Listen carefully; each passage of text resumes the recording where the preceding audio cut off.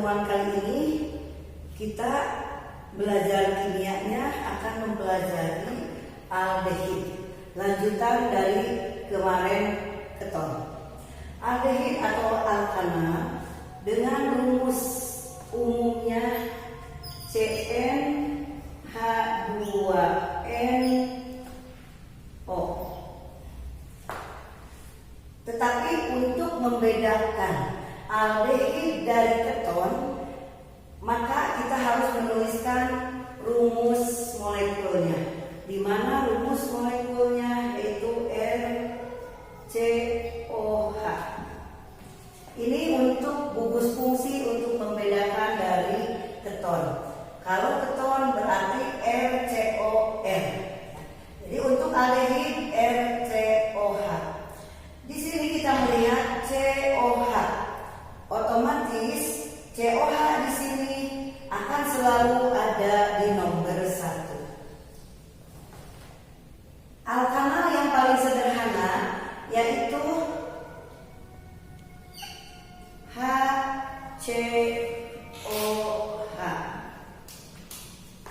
Kemudian yang kedua CH3COH. Yang contoh lain yang ketiga CH2CH2COH. Ibu ambil lagi satu yaitu CH3CH2CH2COH. Sekarang kita penamaan aldehid atau nama lain alkana, di mana ini merupakan turunan alkana. Akhiran A pada alkana kita ganti dengan A. Jadi kalau aldehid semua berakhiran A, kita ambil untuk C nomor 1. Kita tahu alkananya C1 itu metana, maka untuk aldehid metana. C2 etana, C3 propana, C4 butana. Ini semua contoh dari nama IUPAC. Selain nama IUPAC, ada juga nama trivial yang belakangnya memakai nama aldehid. Kita ambil salah satu contoh, metana. Nama trivialnya yaitu formaldehid. Ini contoh dari rumus-rumus termasuk senyawa aldehid. Penamaan, untuk penamaannya gugus fungsi akan selalu diberi nomor 1. Maka kita tidak usah menghitung satunya dari kiri atau kanan, tetapi gugus fungsi selalu nomor 1. Kita ambil contoh untuk yang paling bawah, C-nya ada 4. Ya, ini namanya butana. Tapi kalau kita ganti rumus lain, maka akan C-nya jadi 3, COH.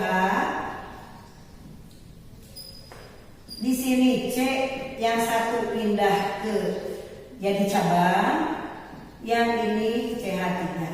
Antara yang butana dengan senyawa di sampingnya ini merupakan isomer karena rumusnya sama, C-nya sebanyak 4, H-nya ada 8, O-nya 1.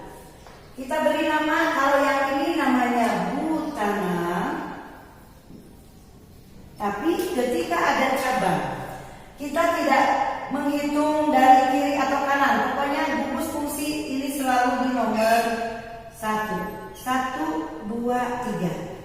Ada gugus alkil di C nomor 2. Berarti pemberian namanya kita tulis alkil dulu, baru nama rantai kepanjangan. Alkil ini ada di nomor 2. Kita tulis dulu angkanya 2, baru alkilnya C1 itu kalian sudah belajar kemarin. C1 itu ada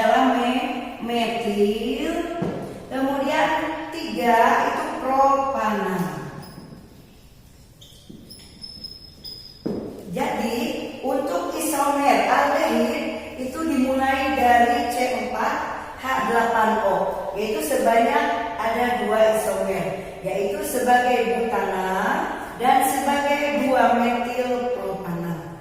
Itu untuk isomer dari aldehid ya.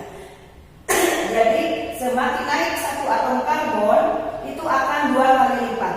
Jadi kalau C5H10O itu akan mempunyai 4 isomer. Itu untuk aldehid ya. Kegunaannya mungkin kalian yang paling dikenal, kalian akan mengetahui yang namanya formalin. Formalin atau kita kenal dengan metanal, atau nama lain adalah formaldehid.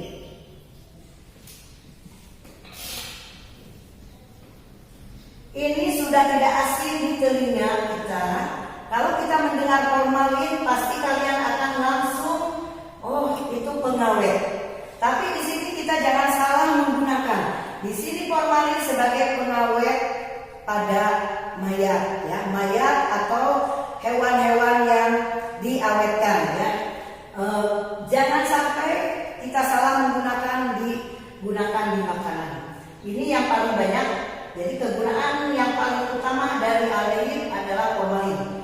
Di antaranya sebagai pengawet mayat, kemudian disinfektan juga, ya. Itu di antaranya kegunaannya. Ya. Sifat aldehid untuk rantai karbon yang rendah itu wujudnya cair. Makin rantai karbon panjang, makin sukar larut di dalam air. Itu mungkin sekilas dari aldehid ya. Jadi kita ulangi lagi, aldehid itu sama rumus umumnya seperti keton. Tapi untuk membedakannya yaitu dari gugus fungsinya. Aldehid mempunyai gugus fungsi COH. Penamaannya, nama impactnya akhiran A pada alkana diganti dengan akhiran A. Isomer dimulai dari C4H8O, yaitu ada 2 isomer butanal dan 2 metil propanal. Kegunaan yang paling utama yaitu dari metanal atau CH2O yang kita kenal sebagai formalin. Kalian boleh cari lagi kegunaan aldehid dari zat lain. Untuk mengakhiri pertemuan ini, nanti kalian ibu kasih tugas buat isomer dari C5H10O. Ini akan didapat 4 isomer. Nanti kita bahas di pertemuan yang akan datang sebelum kita melanjutkan ke keton. Itulah mungkin pertemuan kali ini. Ya, semoga ada manfaatnya. Jadi kita belajar aldehid, kita sudah tahu bagaimana rumusnya, bagaimana strukturnya, isomernya, dan kegunaannya. Mungkin itu saja dari Ibu. Wassalamualaikum warahmatullahi wabarakatuh.